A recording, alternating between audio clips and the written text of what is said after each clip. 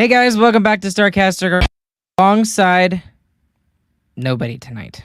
I'm all by myself.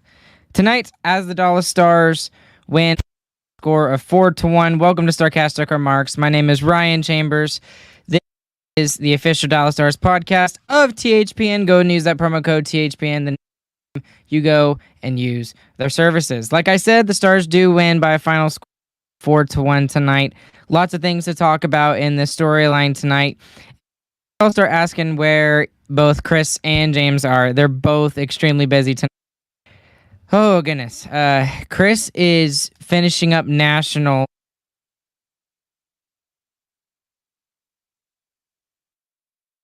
Actually, a player on the Texas A&M team, so very cool for him. And as I say, this is in the chat, and he's saying hi. He is and has completely ditched me for a girl. Can you believe that? Samantha, I completely you. I'm just saying. I hope you can hear me. I'm just kidding, Samantha. Anyways, guys, fantastic game tonight by the Dallas Stars. Well, let me take that back, actually. It wasn't a fantastic... Took care of business. I guess is the right way to kind of put it tonight. In the first... It was just kind of meh. I don't know why I thought this, but for those of you me a little bit, for those of you that know the Amanda Show from like Nickelodeon, like way back, oh, apparently Mike's skipping. Oh shoot, hold on. I guess something's going on with my mic, so I'm gonna switch this over to this. James, let me know if anything is Thank you for letting me know if it's skipping. James, if you keep skipping, let me know. Anyways, hopefully y'all heard most of the stuff that I was saying. Tonight was mostly just kind of meh game, especially in the first period.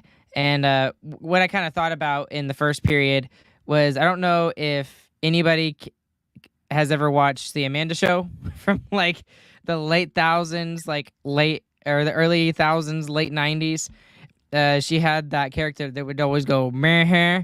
That's kind of how I thought about how the first period went tonight. It was pretty rough to watch. It was not much that was going on, and it was boring, and the Stars were not really pressing or anything like that. So I'm not sure what was going on with the Dallas Stars tonight, but it was really, really, really, really rough. So, but you know, Robertson got it going for the Stars there at the end of the first period, and then they just started clicking in the second period. Lots of storylines coming into the game tonight. Before the game even got started, Carter Hart versus Ottinger tonight. I thought Ottinger had a very good game tonight. I feel bad for Carter Hart. He's such a good goaltender, but he just plays behind a really, really, really crappy defense that is way overpaid. Travis Sandheim, Rasmus Ristolainen. There's other players that are just way overpaid on that blue line, and it's no fault of Daniel Briere, who is the current GM of the Philadelphia Flyers, but it was all with Chuck Fletcher and what he did with this team. He thought this team was really close, and they're not. So, and I don't know if y'all actually saw this, but Tortorella looked done with the season. He looked completely done. Just watching him behind the bench, and I don't know how many of you have actually known this, but the past couple of games, he's actually spent time in the press box rather than behind the bench as the head coach. He's letting his assistants kind of run the game and everything like that. So he's done with the season, and it really looked like tonight that the Flyers are done with the season. But anyways, let's talk about some more stuff. So obviously the big thing coming into tonight's game was, but before anything happened, was the fact that Roope Hintz was a game time decision. He didn't even take warm-ups before the game, and then he was obviously not in the lineup tonight. So I'm hoping this is just a precaution kind of thing. He obviously didn't play the end of the last game on Monday, and that was a bit of a concern. But from what it sounds like, it doesn't sound like it's super serious, but I just hope that that's not going to continue for Roope Hintz going down the path. Tyler Seguin filled in on his spot in the top line. I thought he did okay. I mean, he's had some really good chemistry with both of those guys, with Pavelski and with Robertson in the past, especially in January, like Razor mentioned during the broadcast, when he was like on a hot streak, when Hintz was really hurt. But I thought resting Hintz was kind of a good idea tonight, and hopefully it's just like a one-time thing, and that's all it was, and he's just nursing a little nagging injury. So I hope that that is the case for Roope Hintz. I liked seeing Kiviranta back in the lineup. It really sucks for him because he's played so well for the Stars this season, and so many intangible spots he's done so well. He's been able to draw calls, which he did again tonight, and he's looked really good. And he doesn't deserve to kind of get pulled out of the lineup, which is kind of what happened, just probably because other players were tired and Olofsson had been sitting for a while. Olofsson needed a game, so he kind of got in the last game, but. He looked really good with Max Domi and Ty Dellandrea. Ty Dellandrea just cannot hit the net to save his life. He had a couple chances tonight where he just can't get it on net, and then when he does get it on net and he appears to score, it gets called back. So he's just kind of fighting the scoring bug right now. It'd really be good to see him hit double digits this season. I think he's at 8 right now, and I mean 10 goals for a guy who should be on your fourth line, which I know he's kind of bounced around a little bit this season, but he really should be on the fourth line. 10 goals for a fourth liner is fantastic. I think Faksa has done that. I think Faksa has 12 on the season, if I remember correctly. So lots of guys who are kind of contributing offensively. All right. So kind of getting into this game, first thing I kind of wrote about was, I mean, holy crap, we got to talk about Colin Miller for a second. The guy can shoot the puck, and it makes me question why we didn't see it more often, like throughout the season, because he has got a wicked shot. Now, I'm not saying it's super accurate sometimes, especially the slap shot, but dang, 97.5 miles per hour. That was like the first thing that I kind of wrote down here in my notes before anything else, is the fact that he had that kind of a shot. And his wrist shot that he actually scored on tonight was, I think it was like 87.5 or 80, 88, 86, something. And that was a wrist shot. Some guys don't have a slap shot that they can shoot that fast. So Miller, shoot more often, shoot way more often. I thought Miller in particular, other than his offensive side of the game, which has been really good. And like chat over here has mentioned, James, 3 goals in 5 games for him. So he's doubled up his goal scoring in the last 5 games. He's now got 6 on the season, and he's looked fantastic on both sides of the puck. And I also want to talk about his defensive partner tonight in Thomas Harley. Thomas Harley looks so good. He really does. He had one play that I was just like, it wasn't a good play by him in his defensive zone. But you know what? His defense partner kind of helped him out there, Miller, and then they also had a lot of forward help tonight, which is something that I think needs to be mentioned as well. But before I get off of Miller and Harley, the two of them together have looked very, very good, which I don't think is a coincidence, if you ask me. When you look at the way that Harley plays, it is very similar to Miro Heiskanen. He is definitely a puck-moving defenseman, very similar to Klingberg, and that's something that we haven't had a lot of this season in particular. Our defense has been okay at times this season, but other times they've looked bad. I think Harley is the answer on this defensive core right now. We've just needed a second guy who can move the puck, and we've seen Miller kind of placed with Miro Heiskanen a good majority of the season. So I don't think it's a coincidence that Miller looks good with Harley. And so just like I mentioned that Miller kind of helped out Harley when he had that one play that was a little iffy in the third period, there was another kind of weird play that Miller had where Harley blocked a shot and got it out for him. So it's the two guys seem to have a lot of synergy, a lot of chemistry between those two guys. And right now they're our third pairing. And if they're our third pairing, that gets me excited because I like the way that they play together. Now, the downside of this when you're looking at the defensive core, I'm kind of jumping from topic to topic, guys. Sorry, follow my ADHD brain here. Come on, follow with me. The bad thing about this pairing in particular that you don't really like to see is the fact that Miro Heiskanen is paired with Ryan Suter. Now, a lot of Stars fans would look at that as kind of a negative thing. I would argue that Ryan Suter has been playing the best hockey as a Dallas Star very recently, in fact. And he had another good game tonight. As much crap as Stars fans give him, and I mean, I've given it to him in the past, and I've tried to stay off of him because of how much crap he gets from Dallas Stars fans. I have to praise him when he's doing good. He wasn't super noticeable tonight. I know they had that one play, him and Hakanpää, where they were out on the ice at the same time. It was one mistake. And yeah, it kind of screwed the shutout bid for Jake Ottinger. But you know what? It's one mistake that they were able to capitalize on, and I'm not all that worried about it because 9 times out of 10, they're not going to miscommunicate like that, and either one or the other is going to get it. But I thought, other than that one play, Suter had a very good game tonight, and his offense has actually been ticking up for the way that he has offense, if that makes any sense. Like his production is not supposed to be very high. So that's that. The thing I wanted to get back to with this team is the two-way game that they've been playing as of recent. And it looks like they've been doing a really good job of going back and forth. And here's what I'm talking about. We've seen a lot of goals from defensemen lately, and especially we just talked about Colin Miller, 3 goals in the last 5 games. He's been jumping up on the offense and off the rush. But what's also been really nice to see is, yes, the defensemen are getting into the rush and getting up there. But what I've also loved is the fact that the forwards have been getting back defensively.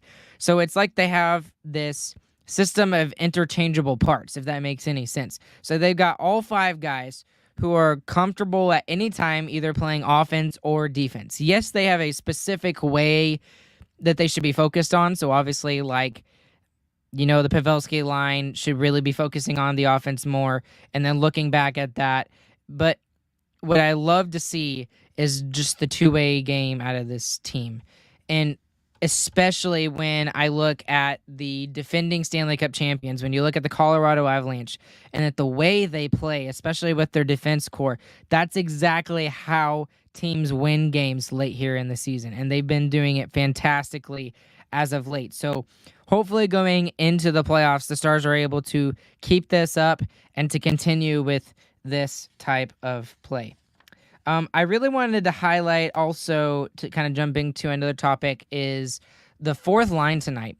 I really thought that the fourth line was really, really excellent tonight, and they kind of really got the assertiveness going late in the first period when the Stars were not on their horse and getting up at all.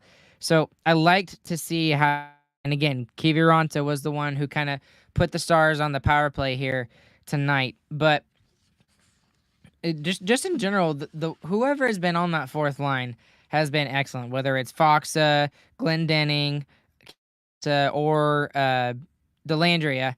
Whether one of those 4 guys or Olofsson, I forgot Olofsson, whether any of those 5 guys have been on the ice, they've been excellent. And I've loved how that fourth line has played.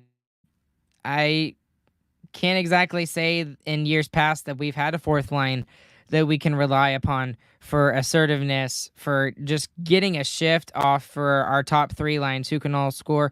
And then even lately, they've been able to kind of pot in offensively as well. So it's good to see the fourth line doing really well tonight. A couple of... This seems to be like the year of records for the Dallas Stars. So obviously, we've already kind of discussed about Jason Robertson on this podcast recently. Jason Robertson is just a freak of nature, man. That's his nickname, FON. For me, it's just a freak. It's ridiculous. At the end of the first period, when it looks like the Stars are going to get absolutely nothing, and it's just going to be a kind of meh period, and it's exactly how Philadelphia would want to play, right? They're on the road.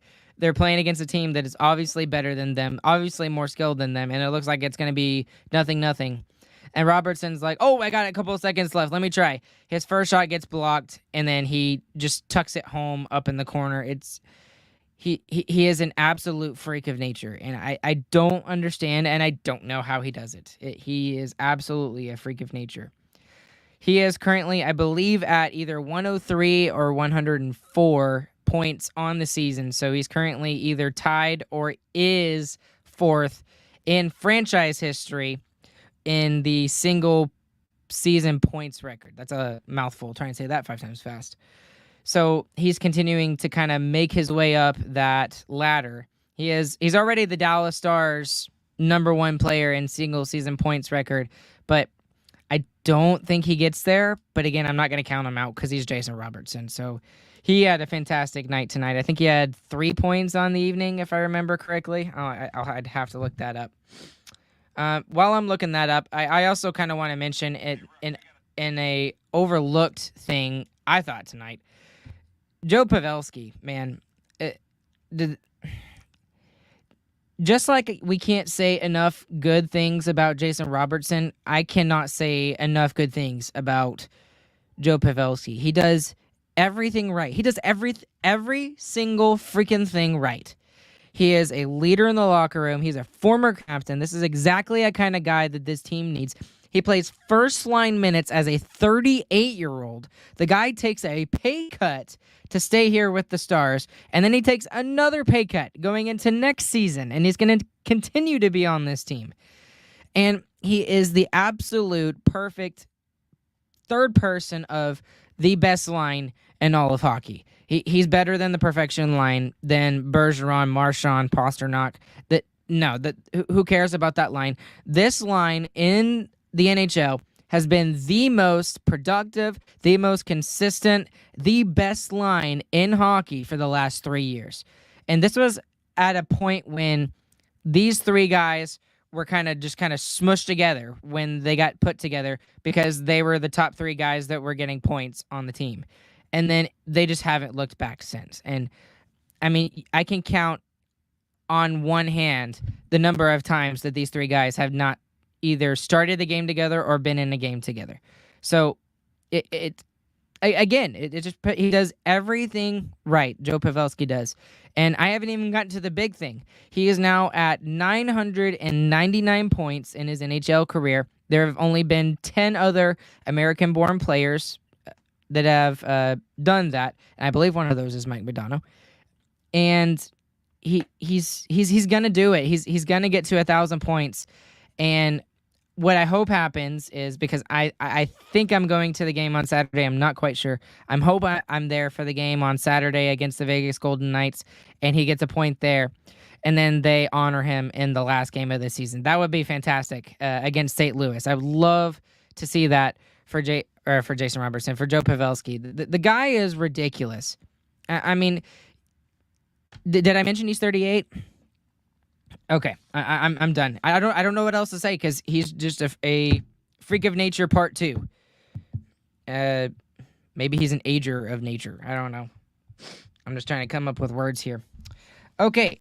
Also, I wanted to mention Miro Heiskanen, who is also on his own record of sorts, and he is currently 2 points away from breaking Sergei Zubov's record of most points in a season by a defenseman. He's got 69. I actually wrote this on my notes. I was like, oh, he's got 69 points? Nice. And Zubov has got 71. So, again, he's got time. He's got time. He's 3 points away from breaking the record and 2 away from tying it. So, this team just seems to be breaking records left and right. And the last time that a team like this from the Dallas Stars was doing it was when they were starting to enter their quote-unquote Stanley Cup window between 98 to 2002. So I hope we're getting there. Keeping my fingers crossed. I got goosebumps when I was thinking about this. I was just like, this team can win the Stanley Cup. This team can absolutely win the Stanley Cup when they're playing their best. So currently they are first in the Central Division, but from what I'm looking at and what chat is telling me, it looked like San Jose was up 1-0 at one point when I turned the game off, and now they're up 4-. Now the Avalanche are up 4-1. So whatever, but it is what it is. So, but we'll see what happens with the Stars. I really think they still have a shot of getting first in the division. If you had asked me 2 weeks ago, I would have said no, and that the Stars would have been third in the division. But now I think still the most likely thing is they get second in the division, and they end up playing the Wild in the first round of the Stanley Cup playoffs. So that would be a extremely interesting matchup for the Dallas Stars. I know Saad Youssef on Twitter has been kind of smoking up that possibility of that matchup being there for the Dallas Stars. It would be fun. It's big brother against little brother. Obviously the Dallas Metroplex area kind of stole the Minnesota Wild or the Minnesota North Stars away from the state of hockey. So we'll see how it goes. There's a possibility that Kirill Kaprizov will be entering back into the lineup for the Minnesota Wild. We'll see how he does. That will be very interesting to see if he's going to be able to be, game speed right off the bat, or if he's going to be slow and it's going to take him a couple of games before we reach the playoffs. To kind of wrap it up here tonight, because we're already getting a little late here, and this game is kind of a meh kind of game. I wouldn't have been mad if the Stars had lost this game, because it's kind of hard to get up for these games, especially when you've already made the playoffs and you're either going to be the second, third, or second, or I say the second or third seed. The first, second, or third seed, it's whatever, it doesn't matter. But it's kind of hard to get up for these games, especially when it's against the Philadelphia Flyers, who have really been struggling this year. They're now 0-4-1 in their last 5, and they were on a 4-game winning streak at home before they went on this road trip that they're on. So they took care of business. That's what it was tonight. They started slow. Ottinger kept him in it. The fourth line got him going. Robo got a goal there at the end, and then they just took over in the second period. Third period, they locked it down. That's pretty much the game in a nutshell. So, but what I really want to look forward to before we wrap it up here tonight is I want to look forward at this Vegas game. This is the last, I would argue, the last meaningful game that the Dallas Stars have in the season, in the regular season, before they figure out who they're going to play in the Stanley Cup playoffs in the first round. So, obviously, the Vegas Golden Knights have been playing well. They've been playing better than the Stars as of late. They've been playing really good. The Stars have been above average. I would say that Vegas has been at the next level.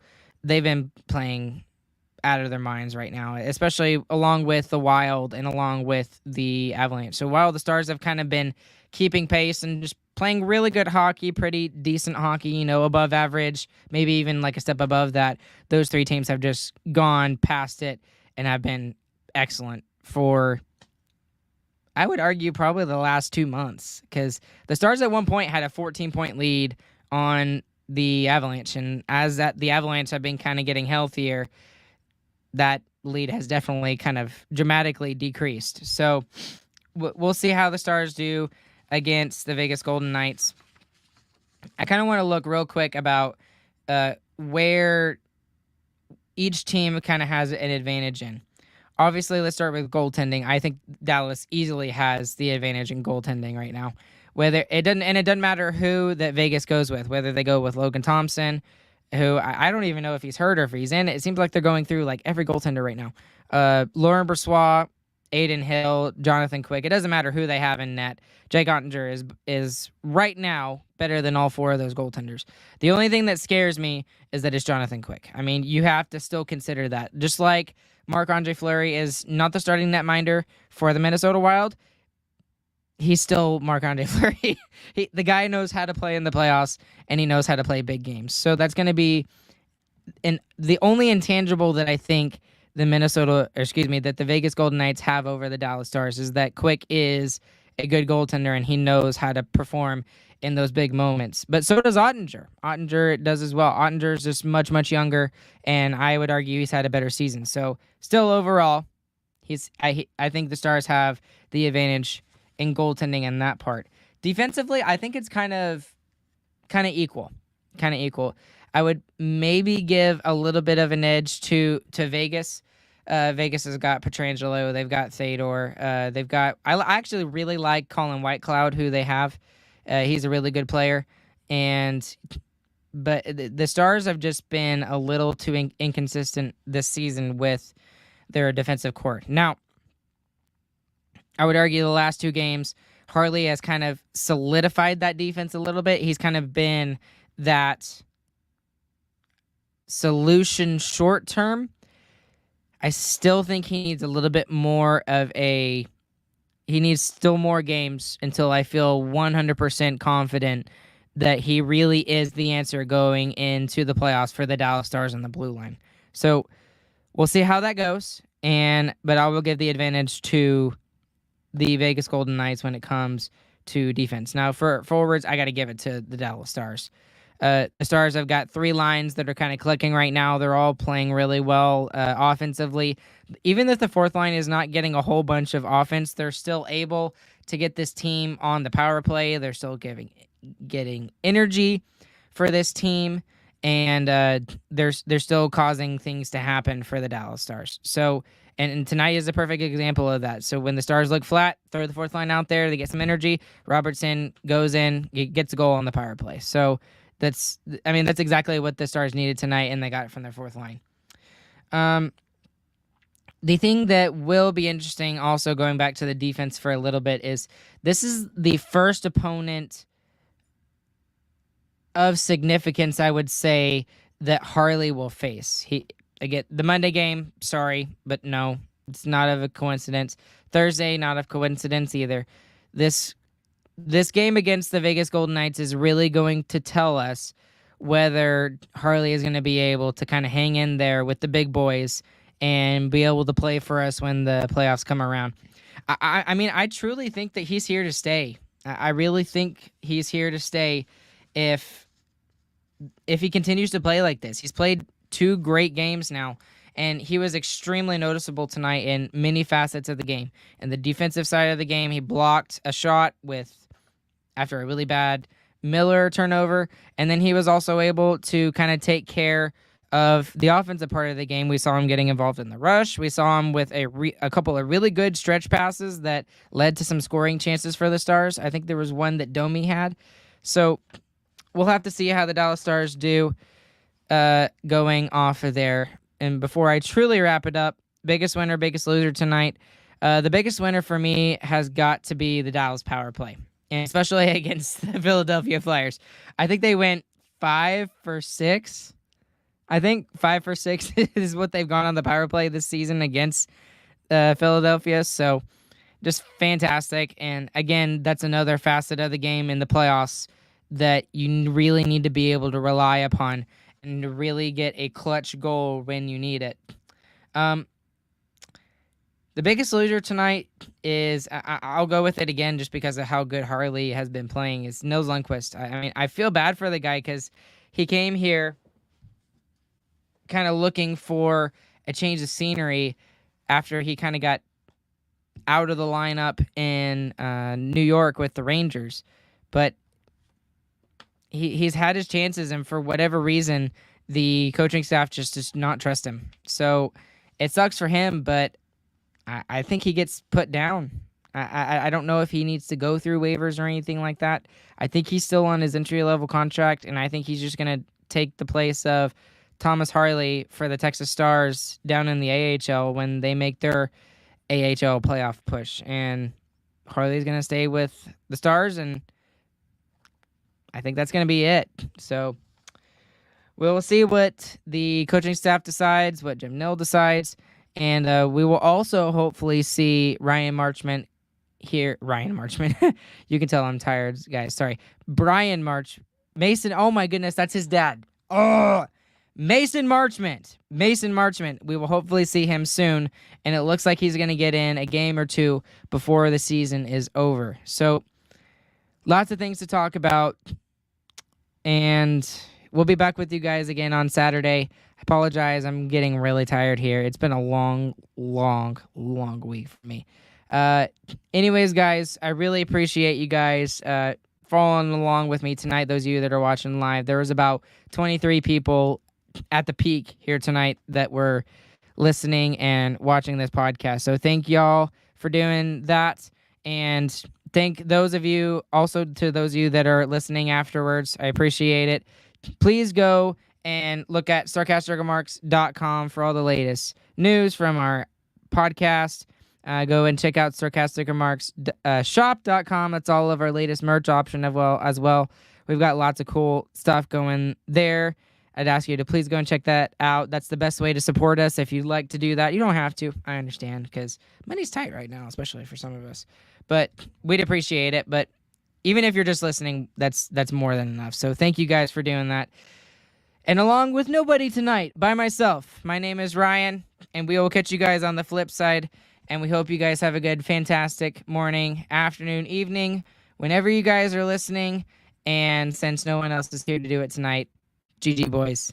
We love y'all. Have a good evening.